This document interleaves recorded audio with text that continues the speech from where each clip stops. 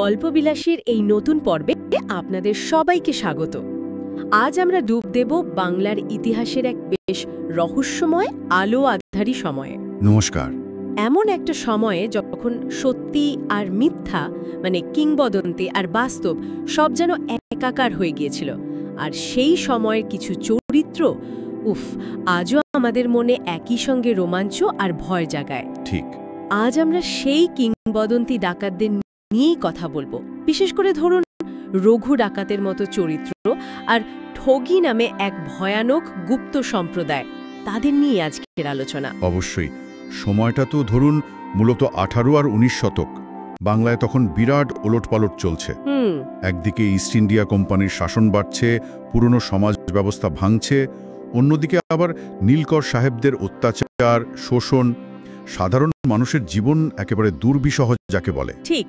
এই যে একটা অস্থির অবস্থা, সামাজিক, রাজনৈতিক, এটাই কিন্তু বাংলায় ডাকাতদের উত্থানের জন্য একদম উর্বর জমি তৈরি করে দিয়েছিল। আর এরা তো একই সঙ্গে কারো কাছে ছিল মূর্তিমান ভয়, আবার কারো কারো কাছে ত্রাতা, তাই না?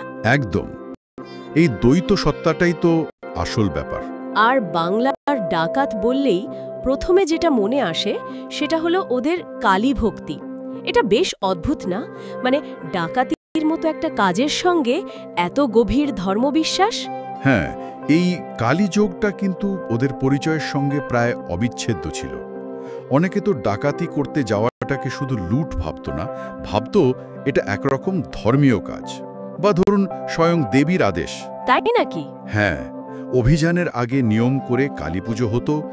নরবলির কথাও শোনা যায়, যদিও অনেকে বলির বদলে নিজেদের রক্ত দিয়ে দেবীর পায়ে অঞ্জলি দিত। আচ্ছা। গলায় বা কানে জবা ফুল পরা, এটাও কিন্তু তাদের একটা চেনার উপায় ছিল। একদিকে অপরাধ, অন্যদিকে আরাধনা, দুটোই যেন মিলেমিশে একাকার। তার মানে কি এই ধর্ম বিশ্বাসটা তাদের কাজের পেছনে একটা নৈতিক জোর দিত, অন্তত তাদের নিজেদের কাছে? সেটা বলাই যায়। নিজেদের কাজের একটা বৈধতা তারা হয়তো এই বিশ্বাসের মধ্যে পেত। আবার দেখুন, রঘু ডাকাত বা ধরুন হিরু ডাকাতের মতো অনেকের মধ্যে একটা রবিনহুড গোছের ব্যাপারও শোনা যায়। একদিকে লুট করছে, হ্যাঁ, একদিকে ধনীদের সর্বস্ব লুট করছে, আবার অন্যদিকে সেই লুটের কিছুটা বিলিয়ে দিচ্ছে গ্রামের গরিব দুঃখীদের মধ্যে। এই ব্যাপারটা নিশ্চয়ই সাধারণ মানুষের কাছে ওদের বেশ জনপ্রিয় করে তুলেছিল। সে সন্দেহে অত্যাচারী জমিদার বা নীলকর সাহেবদের বিরুদ্ধে যখন ওরা রুখে দাঁড়াতো, তখন সাধারণ মানুষ তো ওদের মধ্যেই নিজেদের রক্ষাকর্তাকে দেখত। ঠিক। এর ফলে কি হতো, অনেক সময় এই ডাকাতরা গ্রামবাসীদের কাছ থেকে আশ্রয় পেত, খবর পেত, সমর্থন পেত। পুলিশের চোখে ধুলো দিতে এই সমর্থনটা খুব কাজে দিত। এটা ওদের শুধু ডাকাত নয়, একরকম বিদ্রোহীও বানিয়ে তুলেছিল। ওদের কাজের ধরনগুলো তো বেশ অন্যরকম শোনা যায়। একা নয়, দল বেঁধে হানা দিত, আর লাঠি খেলা, সে তো প্রবাদ প্রতিম। হ্যাঁ, লাঠিয়াল বাহিনী মানেই তো তখন বিরাট আতঙ্ক, আর ছদ্মবেশ ধরতে ওরা খুব পটু ছিল। আর ওই হুঙ্কারটা, হারে রে হারে রে। ঠিক, ওই ডাক শুনলেই লোকে বুঝতো ডাকাত পড়েছে। আবার অনেক ডাকাত সর্দার নাকি ডাকাতির আগে চিঠি পাঠিয়ে খবর দিত। ভাবুন একবার। বাবা, এত সাহস দেখানোর একটা উপায় ছিল বোধহয়। একদম, ক্ষমতার আস্ফালন আর কি। তবে এর মধ্যেও একটা অলিখিত নিয়ম নাকি অনেকের দলে ছিল, মহিলাদের অসম্মান না করা। এই বৈপরীত্যটাই বোধহয় এই কাহিনীগুলোকে এত ইন্টারেস্টিং করে তোলে। একদিকে চরম হিংসা, অন্যদিকে অদ্ভুত এক নীতিবোধ। ঠিক তাই, এটাই বাংলার ডাকাত কাহিনীর বৈশিষ্ট্য। আর এইরকম বহুস্তরীয় চরিত্রের সবচেয়ে বিখ্যাত উদাহরণ তো বোধহয় রঘুনাথ ডাকাত। রঘুনাথ ঘোষ বা রঘুনাথ আচার্য, নানা নামে পাওয়া যায় তাকে। কে ছিল এই রঘু ডাকাত? বেশিরভাগ জায়গায় যা পাওয়া যায় তাতে মনে হয় রঘুর জন্ম হুগলি বা নদিয়ার কোনো সাধারণ কৃষক পরিবারে। গল্প আছে যে ছোটবেলায় নীলকর সাহেবদের অত্যাচারে তার বাবার মৃত্যু হয়। ও, এই ঘটনায় নাকি তার মনে সাংঘাতিক প্রতিশোধের ইচ্ছে জাগায়। তারপর সে লাঠি খেলা শিখল, দল তৈরি করল, আর ধীরে ধীরে এক দুর্ধর্ষ ডাকাত সর্দার হিসাবে পরিচিতি পেল। তার মানে শুরুটা ছিল ব্যক্তিগত রাগ থেকে, কিন্তু পরে সেটা একটা বড় আকার নেয়। মনে তো হয় তাই, কারণ তার অভিযানের গল্পগুলো শুনলে বোঝা যায় সে শুধু লুঠের জন্য ডাকাতি করত না, নীলকুঠি আক্রমণ করত, অত্যাচারী জমিদারদের শায়েস্তা করত, এগুলো তার কাজের মধ্যে পড়ত। চন্দননগরের ওই মধুবাবুর গল্পটা তো খুব বিখ্যাত। হ্যাঁ হ্যাঁ, মধুবাবু খুব দেমাক করে বলেছিল রঘুর ক্ষমতাই নেই তার বাড়িতে ডাকাতি করা। আর তারপর রঘু কি চ্যালেঞ্জটা নিয়েছিল?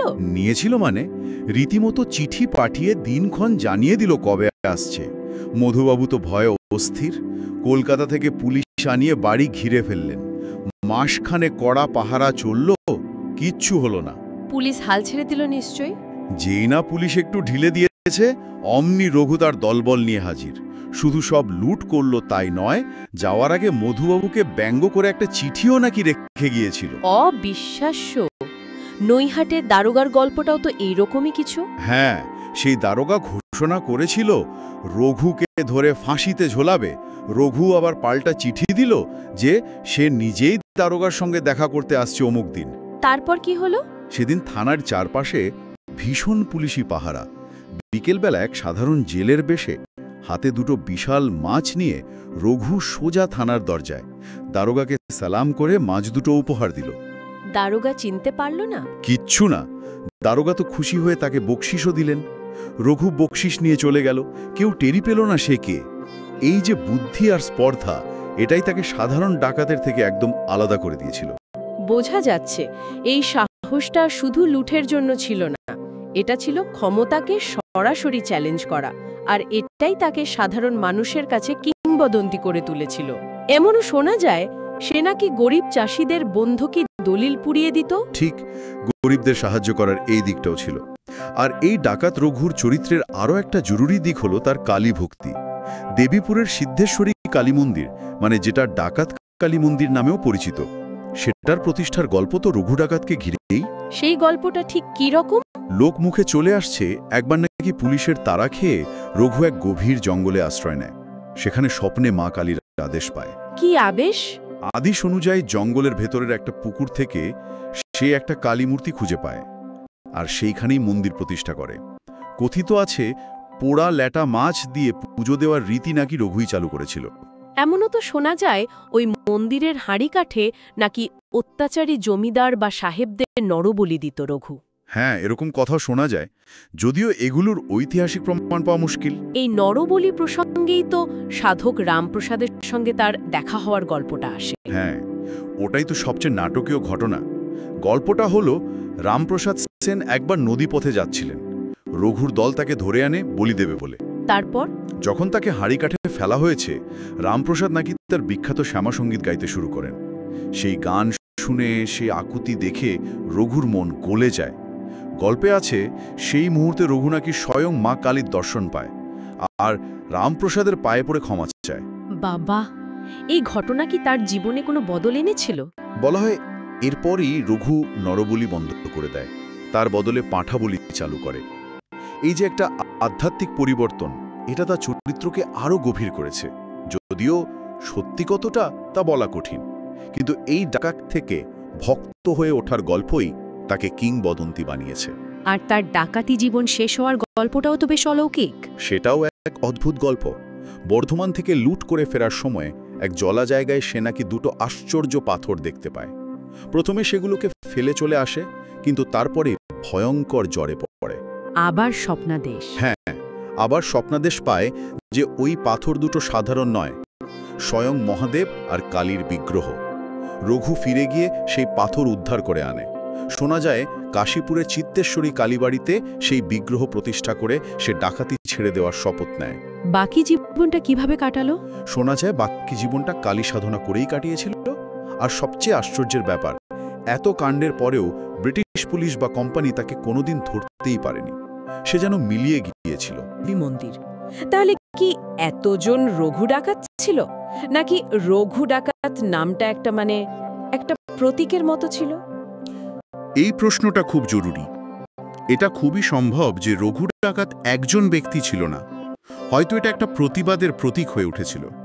যখনই কোনো এলাকায় অত্যাচার খুব বেড়ে গেছে, হয়তো তখনই কোনো সাহসী লোক রঘু ডাকাত নাম নিয়ে রুখে দাঁড়িয়েছে। হতে পারে। বিভিন্ন সময়ের লেখা বা লোকমুখে একাধিক রঘু ডাকাতের উল্লেখ কিন্তু এই ধারণাটাকেই জোরদার করে। এটা হয়তো সেই সময় সামাজিক প্রতিবাদের একটা উপায় ছিল। কিংবদন্তির আড়ালে মানুষ নিজেদের সংগঠিত করত। রঘু ডাকাতের মতো মতো একক কিংবদন্তির পাশে বাংলায় আর এক ভয়ঙ্কর দলের কথাও তো শোনা যায়, ঠগী। এদের কাজ যেন আরও ঠান্ডা মাথার, আরও পরিকল্পিত খুন। হ্যাঁ, ঠাগিরা ছিল একটা সংগঠিত গুপ্ত ঘাতক দল। এদের নিয়ে অনেক কথা হয়, বিশেষ করে উত্তর ভারতের ঠাগিদের নিয়ে। তবে বাংলার ঠাগিদের কিছু আলাদা বৈশিষ্ট্য ছিল। এরা মূলত নদী পথে ঘুরত, তাই এদের নদী ঠাগিও বলা হতো। এদের শিকড় নাকি স্থানীয় সমাজে বেশ গভীরে ছিল। হ্যাঁ, সেটাই তাদের ধরাছোঁয়ার বাইরে থাকতে সাহায্য করত। ঠগ শব্দটার মানেই তো প্রতারক। তার মানে এদের প্রধান অস্ত্র ছিল ছলনা। একদম। বিশ্বাস অর্জন করাই ছিল প্রথম কাজ। এরা তীর্থযাত্রী বা ব্যবসায়ীদের দলে মিশে যেত, বন্ধুত্ব করত, একসঙ্গে পথ চলত, তারপর নিরিবিলি জায়গা দেখে সুযোগ বুঝে হঠাৎ আক্রমণ করত। ওদের সবচেয়ে পরিচিত পদ্ধতি তো ছিল ওই রুমাল দিয়ে। হ্যাঁ, হলুদ রঙের একটা রুমাল বা কাপড় গলায় ফাঁস দিয়ে শ্বাসরোধ করে খুন করা। এজন্য ওদের ফাঁসিগড়ও বলা হতো। শুধু কি ফাঁস দিয়েই মারত? না না, অন্য উপায়ও ছিল। যেমন বিষ খাওয়ানো, বিশেষ করে ধুতোর বিষ ব্যবহার করার কথা জানা যায়। অচেতন করে বা মেরেই ফেলত, অনেক সময় অস্ত্রও ব্যবহার করত। আর প্রমাণ লোপাট? খুন করার পর প্রমাণ লোপাট করার জন্য ওরা মৃতদেহ বিকৃত করে দিত বা এমন জায়গায় পুঁতে ফেলত যাতে খুঁজে পাওয়া না যায়। খুবই ঠান্ডা মাথায় পরিকল্পনা করে কাজ করত এরা। এদের ধর্মীয় বিশ্বাস কেমন ছিল? এরাও কি কালী ভক্ত ছিল? হ্যাঁ, ঠগিরাও নিজেদের দেবী কালীর সন্তান মনে করত, আর তাদের কাজকে দেবীর আদেশ বলেই ভাবত। তবে মজার ব্যাপার হলো, ঠগি দলে কিন্তু হিন্দু মুসলমান দুই সম্প্রদায়ের লোকই থাকত। তাই নাকি? এটা তো বেশ অবাক করার মতো। হ্যাঁ, এটা ধর্ম সমন্বয়ের একটা দারুণ উদাহরণ। মুসলিম ঠগিরাও কালী বা ভবানীকে আল্লাহর অধীনস্থ শক্তি হিসেবে মানত, পুজোও করত। তাদের কি কোনো নিয়ম কানুন ছিল? মানে কাদের মারা হবে বা হবে না এই রকম? কিছু অলিখিত নিয়ম ছিল শোনা যায়, যেমন নারী, শিশু, ফকির, সাধু সন্ন্যাসী বা ধরুন কুমোর, ধোপা, এদের মারা বারণ ছিল। কিন্তু এই নিয়ম যে সবসময় মানা হতো তা নয়, বিশেষ করে যদি লুঠের পরিমাণ বেশি হওয়ার সম্ভাবনা থাকত। আর নিজেদের মধ্যে যোগাযোগের জন্য সাংকেতিক ভাষা? হ্যাঁ, সেটার নাম ছিল রামাসি। যেমন ঝিরনি দেওয়া মানে হলো খুনের প্রস্তুতি নেওয়া, তামাকুলাও মানে খুনের আদেশ দেওয়া। দলের নেতাকে বলতো জামাদার। এই ভয়ঙ্কর গুপ্ত দলটাকে দমন করা তো ব্রিটিশদের জন্য বিরাট চ্যালেঞ্জ ছিল। অবশ্যই, ঠগিদের কাজ পুরো ব্রিটিশ ভারতের আইন শৃঙ্খলাকেই প্রশ্নের মুখে ফেলে দিয়েছিল। এদের দমনের কৃতিত্ব দেয়া হয় মূলত উইলিয়াম হেনরি স্লিম্যানকে। 1830-এর দশকে governor general Lord William Bentinck ঠগি দমনের জন্য আলাদা বিভাগ তৈরি করেন আর স্লিম্যানকে তার দায়িত্ব দেন। স্লিম্যানের পদ্ধতিটা ঠিক কেমন ছিল? কিভাবে তিনি এই এত গোপন একটা দলকে ভাঙলেন? স্লিম্যানের পদ্ধতি ছিল খুব গোছানো, মানে মেথডিক্যাল। তিনি প্রথমেই ঠগিদের নিয়ে খুঁটিনাটি তথ্য জোগাড় করতে শুরু করেন, গুপ্তচর লাগান, ঠগিদের গোপন ভাষা রামাসি শেখার ব্যবস্থা করেন। আচ্ছা। তার সবচেয়ে বড় চাল ছিল ঠগি দলের ভেতরের লোককেই মুখবের বা খবর দেওয়া লোক হিসাবে ব্যবহার করা। এদের মধ্যে ফেরিঙ্গিয়া নামে এক ঠগি সর্দারের নাম খুব শোনা যায়। তার দেওয়া তথ্যের ভিত্তিতেই স্লিম্যান ঠগিদের কাজের ধরন, আস্থানা, সদস্যদের নামধাম সব জানতে পারেন। তারপর নিশ্চয়ই ব্যাপক ধরপাকড় শুরু হলো। হ্যাঁ, স্লিম্যান ঠগিদের অপরাধের জায়গাগুলো ম্যাপে চিহ্নিত করেন। তাড়াতাড়ি বিচারের জন্য স্পেশাল ট্রাইব্যুনাল তৈরি হয়। তারপর শুরু হয় ব্যাপক ধরপাকড়। হাজার হাজার ঠগিকে গ্রেফতার করা হয়। শাস্তি কি হতো? অনেকের ফাঁসি হয়, অনেককে আন্দামানের দ্বীপান্তরে পাঠানো হয়, বাকিদের লম্বা সময়ের জন্য জেল হয়। নদী ঠগিদের দমন করাটা একটু বেশি কঠিন ছিল, কারণ নদীপথে পালানো সহজ ছিল। কিন্তু স্লিম্যানের জেদ আর কৌশলের কাছে ওরাও শেষ পর্যন্ত হার মানে। এই দমন অভিযানের প্রভাব তো অনেক দূর পর্যন্ত গড়িয়েছিল। হ্যাঁ, ব্রিটিশরা এটাকে তাদের শাসনের একটা বড় সাফল্য হিসেবে দেখাতো। আর এর প্রভাব পড়েছিল পরের আইনগুলোতেও।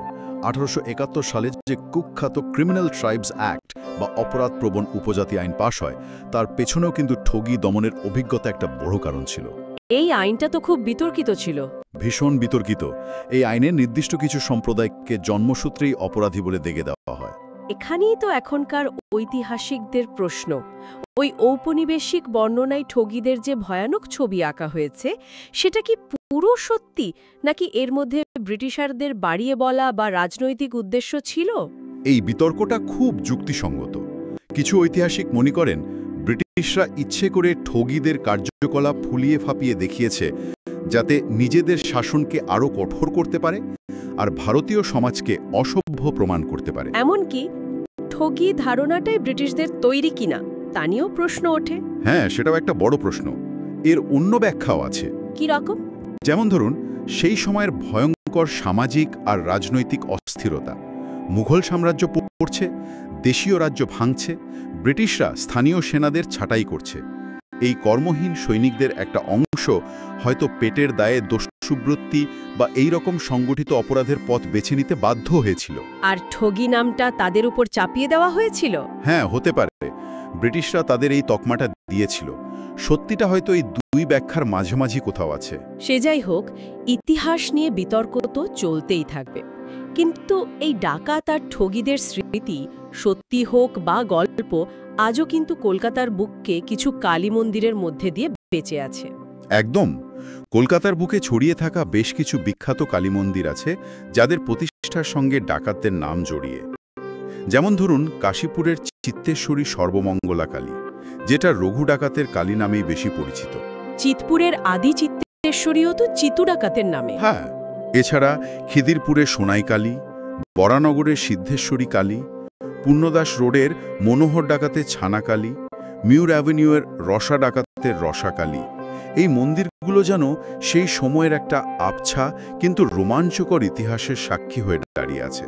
তাহলে আজকের আলোচনা থেকে একটা জিনিস স্পষ্ট হলো, বাংলার ডাকাতদের গল্পগুলো শুধু অপরাধের গল্প নয়, এগুলো আসলে তখনকার সমাজ, অর্থনীতি, মানুষের ধর্মবিশ্বাস আর শাসকের বিরুদ্ধে জমে থাকা রাগ, প্রতিবাদ, সবকিছুর একটা জটিল ছবি।